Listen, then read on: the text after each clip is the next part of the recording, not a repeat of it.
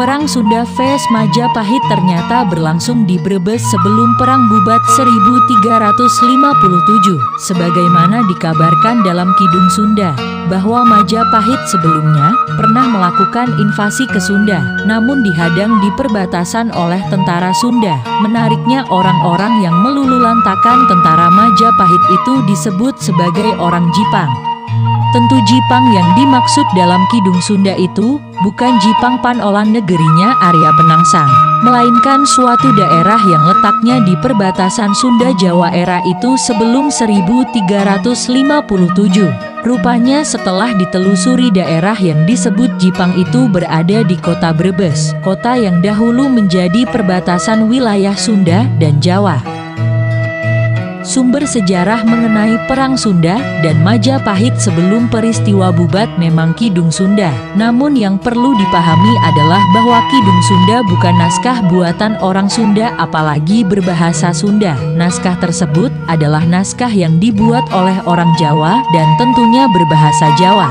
Menurut hasil penelitian para filolog dan para ahli sejarah, bahwa Kidung Sunda adalah naskah Jawa Pertengahan. Penulisnya tidak diketahui dicantumkan. Naskah ini ditemukan di Bali, sebelum akhirnya menjadi bahan penelitian dan disebarluaskan. Naskah Kidung Sunda adalah syair Kidung Jawa yang mengisahkan mengenai putri Sunda yang gagal menjadi istri Raja Majapahit, yang mana di dalamnya dikisahkan Prabu Hayam Wuruk dari Majapahit ingin mencari seorang permaisuri. Kemudian beliau menginginkan putri Sunda. Namun, Patih Gajah Mada tidak suka karena orang Sunda dianggapnya harus tunduk kepada orang Majapahit. Kemudian terjadi pertempuran yang tidak seimbang antara rombongan pengantin Sunda dengan prajurit Majapahit di pelabuhan tempat berlabuhnya rombongan Sunda. Dalam pertempuran yang tidak seimbang, rombongan kerajaan Sunda dibantai dan putri Sunda yang merasa pilu akhirnya bunuh diri. Wahai Gajah Mada, apa maksudnya engkau bermulut besar terhadap kami? Kita ini sekarang ingin membawa Tuan Putri, sementara engkau menginginkan kami harus membawa bakti. Tidak sama seperti dari Nusantara. Kita lain, kita orang Sunda, belum pernah kami kalah berperang. Seakan-akan lupa engkau dahulu kalah ketika engkau berperang, bertempur di daerah-daerah pegunungan. Sungguh dahsyat peperangannya, diburu orang Jipang. Kemudian Patih Sunda datang kembali dan bala tentaram mundur. Kedua mantrimu yang bernama Els dan Beleteng diparang dan mati. Pasukanmu bubar dan melarikan diri. Ada yang jatuh di jurang dan terkena duri-duri. Mereka mati bagaikan kera, siamang dan setan. Di mana-mana mereka merengek-rengek minta tetap hidup. Sekarang, besar juga kata-katamu. Bau mulutmu seperti kentut jangkrik, seperti tahi anjing. Sekarang maumu itu tidak sopan dan berkhianat. Ajaran apa yang kau ikuti selain engkau ingin menjadi guru yang berdusta dan berbuat buruk, menipu orang berbudi syahdu? Jiwamu akan jatuh ke neraka jika mati.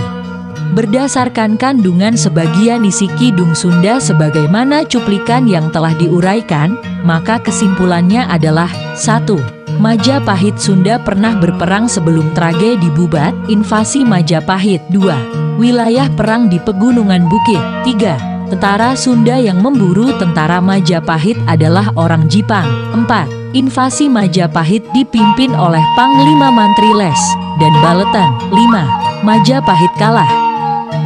Orang Jipang yang dimaksudkan dalam Kidung Sunda sepertinya merujuk pada orang-orang Sunda yang berasal dari desa Jipang. Desa ini sekarang terletak di Kecamatan Bantar Kaung, Kabupaten Brebes, Jawa Tengah. Desa Jipang yang masuk wilayah Kecamatan Bantar Kaung secara geografis berbatasan dengan Desa Sindangwangi, Terlaya, Ciomas, dan Bantarwaru. Yang menjadi menarik adalah wilayah Kecamatan Bantar Kaung termasuk di dalamnya Desa Jipang.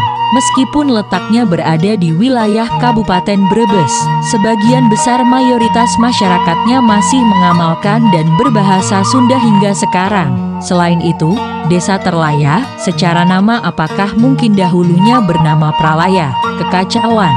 Jika ada hulunya bernama demikian, dimungkinkan penamaannya terinspirasi dari suasana invasi yang pernah dilakukan oleh Majapahit, yaitu dalam kondisi kacau.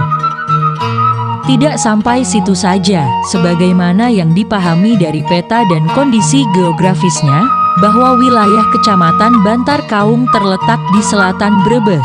Adapun ketinggiannya adalah kurang 500 meter dari permukaan laut. Hal ini berarti daerah Bantar Kaung adalah daerah perbukitan, pegunungan kecil.